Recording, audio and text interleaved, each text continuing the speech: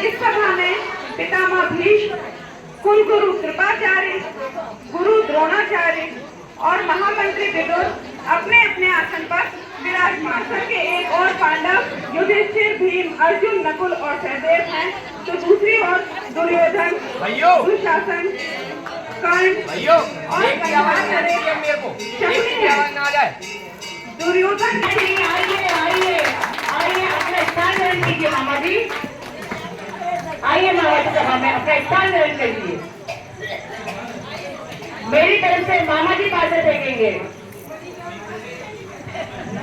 नहीं दोनों के बीच में और ये कौरव और पांडव के बीच में, तो मामा जी क्यों पास देंगे? पासे मामा जी ही देखेंगे। नहीं अर्जुन, ये जो दुर्योधन जैसा कह रहा है वैसा ही होगा। युद्ध क्रीड़ा आरंभ होती है और पांडव अपना रथ, हाथी, घोड़े, सेना, धन भंडार, राज्य इंद्रप्रस्थ सब हार जाते हैं। अब उनके पास वस्तु के रूप में कुछ भी शेष नहीं बचता। एक ओर दुख और मुरझाए हुए चेहरे हैं, दूसरी ओर उनका उपहास उड़ाते और उद्दंडता करते हुए लोग। अब युधिष्ठिर के पास जो शेष बचा है वह है स्वयं पांडव और उनकी पत्नी द्रौपदी। दुर्योधन प्रश्न करता है, आप किसे लगाएंगे? दाव मैं अपने छोटे भ्राता नकुल को दाव पे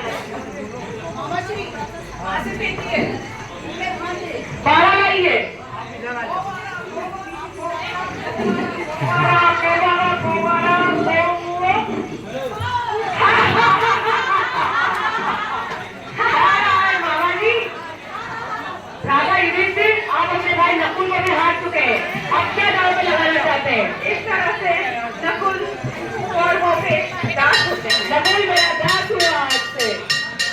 ऐसा करते करते एक करके युधिष्ठिर अपने चारों भाई हार जाते हैं।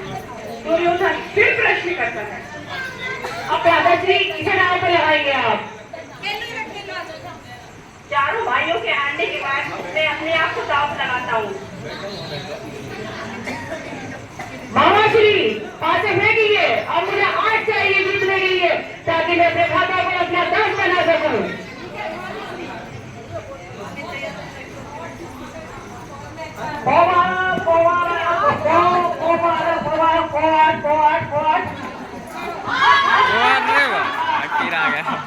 युधिष्ठिर माता सम्राट आज मेरे दास हुए आज से। अब आप क्या दाव पे लगाना चाहते हैं बोलिए। हम आपके पास शेष क्या बचा है जो आप दाव पे लगाएंगे? अब मेरे पास दाव पे लगाने के लिए कुछ भी शेष नहीं है। नहीं युधिष्ठिर, अभी तुम्हारे पास बहुत कुछ है। ऐसे कैसे कह दिया तुमने कि मेरे पास कुछ भी नहीं है? तुम्हारे पास तो तीखे नैनों वाली मृगनयनी और महाराज पांचाल नरेश की पुत्री और पांडवों की प्रिय पत्नी द्रौपदी भी तो है। तुमने कैसे द्रौपदी का नाम लिया? तुम्हारे मुंह से अगर द्रौपदी का नाम निकला तो तुम्हारी जबान काट के रख दूंगा। मामा जी, अब मुझे जीतने के लिए चार चाहिए ताकि द्रौपदी को मैं अपनी दासी बना सकूं। जब कर्ण के मुंह से द्रौपदी का नाम सुना जाता है तो विदुर और विकर्ण दो ही पुरुष ऐसे रहते हैं जो व्यक्त करते हैं। आप कुछ नहीं बोलेंगे, आप ये आजाद होने देंगे। वो हमारी कुल वधू है और इस तरह से अगर समाज में उसका अपमान होगा तो बड़ी सभा में इस तरह से उसका अपमान होगा तो हमारी कुल की क्या इज्जत रह जाएगी और हमारी कुल का विनाश निश्चित है। फिर तो आप कुछ बोलिए और दुर्योधन को दंड दीजिए। परंतु विदुर और आकाशी आज जब मेरे कागज से नहीं है तो आपकी गर्दन काट चुका होता। अब इसमें सर बहन कीजिए। उद्दंड दुर्योधन न विदुर की बात मानता है न विकर्ण की मानता है। और ये उद्दंडता चलती रहती है और द्रौपदी दांव पर लड़ती रहती है। मामा जी फेंकिए पास है, मुझे चार चाहिए ताकि मैं द्रौपदी को अपनी दासी बना सकूं। ठीक है भांजे।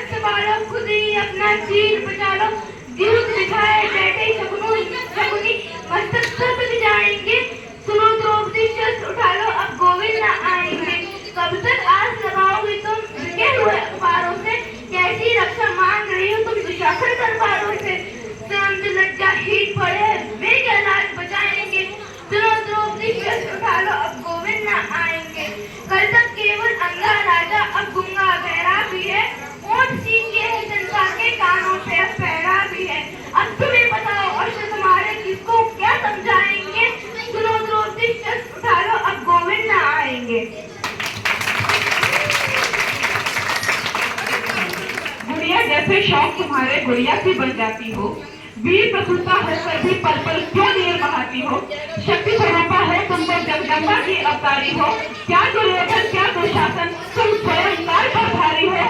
मत रोको अभिलाषा को है श्रृंगारों पर रोक नहीं, मत रोको अभिलाषा को है श्रृंगारों पर रोक नहीं, तुम कलियां हो इस उपवन की, तुम कलियां हो इस उपवन की है कोमलता पर टोक नहीं, मगर गर्जना क्यों करती हो ढालों से तलवारों से, मगर गर्जना क्यों करती हो ढालों से तलवारों से, एक बार बस लगन लगा लो मृत्यु नचाती धारों से, चूड़ा चोली चुनरी बिन श्रृंगार पूर्ण नहीं होता, चूड़ा चोली चुनरी बिन श्रृंगार पूर्ण नहीं होता, मगर बताओ तलवार बिना क्या रूप अपूर्ण नहीं होता। हर रक्त बीज को रण चंडी का रक्तिम रूप दिखाएंगे, तब तुम खुद ही अपना चीर बचा लो, कृष्ण कहाँ तक आएंगे, तब तुम खुद ही अपना चीर बचा लो, कृष्ण कहाँ तक आएंगे। जैसा अभी आप सबने देखा कि किस तरह एक नारी की भरी सभा में सबके सामने उसके वस्त्रों को उतारने की कोशिश की गई, उसकी बेइज्जती की गई और सभी लोग मौन रहकर तमाशा देखते रह गए, कुछ कर नहीं पाए। इसी प्रकार सदियों से नारी का अपमान होता आया है, उसके साथ दुर्व्यवहार होता आया है और सभी चुपचाप मौन रहकर देखते रहते हैं और डर और शर्म से छुपाते हैं। पर ऐसा कब तक चलता रहेगा? कब तक नारी का अपने अस्तित्व की रक्षा के लिए दुर्योधन दुशासन जैसे लोग उसे दांव पर लगाते रहेंगे? कब तक, आखिर कब तक? इस प्रश्न का जवाब क्या है किसी के पास? अब उसे स्वयं ही इसकी सुरक्षा करना सीखना होगा और खुद को तन और मन दोनों से मजबूत बनाना होगा। अपना कृष्ण स्वयं बनना पड़ेगा, क्योंकि हर लड़की जब माँ बनती है उसे अपनी बेटी के साथ साथ बेटे को भी यह शिक्षा देनी होगी कि सही या गलत क्या है। नारी को सम्मान की शिक्षा उसे देनी होगी, उसे अपने कुल की मर्यादा लड़की के साथ साथ लड़के को भी सिखाना पड़ेगा कि मर्यादा में कैसे रहा जाता है, क्योंकि अगर एक स्त्री मर्यादा में है तो उससे उसकी सुरक्षा नहीं होती। पुरुष को भी अपनी मर्यादा को अंकित करना पड़ेगा, उसकी आजादी को पर बंदिश लगानी होगी, उसे भी घर में रहने के नियम और जो बाहर जाने के नियम को पालन करना होगा। जब लड़की माँ बनकर यह सब सिखा सकती है और समाज में बदलाव ला सकती है और स्वयं गलत करने पर काली बनकर उसका उपसंहार भी कर सकती है। अपने सम्मान की रक्षा के लिए इस तरह हर समय दुर्योधन और दुशासन आते रहेंगे, लेकिन नारी को अपनी सुरक्षा स्वयं करने की ठाननी पड़ेगी। जय श्री कृष्ण। ममता और पिता की क्षमता, जब औलाद समझ जाए तब धरती ही स्वर्ग बन जाती है। जब औलाद समझ जाए तो धरती ही स्वर्ग बन जाती है। पानी मर्यादा तोड़ दे तो विनाश और पानी मर्यादा तोड़ दे तो सर्वनाश हो जाता है। जब पानी मर्यादा तोड़े तो विनाश और पानी मर्यादा तोड़े तो सर्वनाश। इसलिए हमेशा अपनी वाणी पर संयम रखो। निखर जाए वो कर्तव्य है, निखर कर बिखर जाए वो कर्तव्य है, और जो बिखर कर निखर जाए वो व्यक्तित्व है। नाम और बदनाम में क्या फर्क है? नाम और बदनाम में क्या फर्क है? नाम खुद कमाना पड़ता है, बदनामी लोग आपको कमा के देते हैं। एकदम